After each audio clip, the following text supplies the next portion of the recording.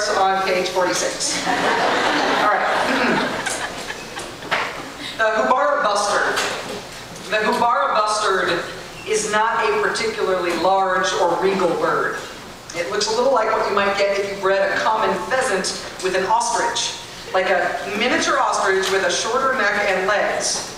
Or maybe it would be like a pheasant on steroids with a stretched neck and sprinter's legs and a much more impressive wingspan. But the Houbara buster, this little fella, has recently provided crucial assistance in making America's war in Afghanistan and its spillover in Pakistan the longest-running military hot show in our nation's history. In May 2011, Pakistan got its nose out of joint when U.S. Special Forces sprung a surprise mission on a compound in Abbottabad and off the most infamous terrorist on the planet without giving a heads up to the host government.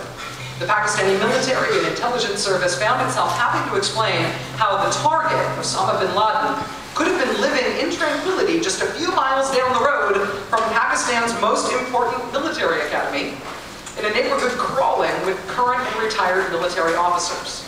Was Pakistani intelligence that incompetent, or were they protecting bin Laden?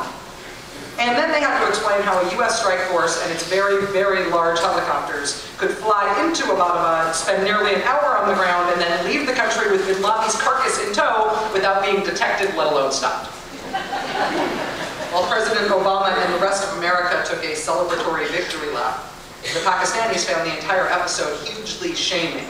But not so much on the bin Laden in our backyard account. They really focus on the lack of respect accorded their nation by the United States. American troops coming across the border and taking action in one of our towns is not acceptable to the people of Pakistan, former President Pervez Musharraf said the day after the raid. It is a violation of our sovereignty. The Pakistani parliament called the country's military and intelligence chieftains into a rare and marathon closed-door session, where frankly the generals did have a spot of trouble covering their respective lapses. But they did deflect much of the civilians' ire. The United States, they reminded everyone, was the real bad guy here.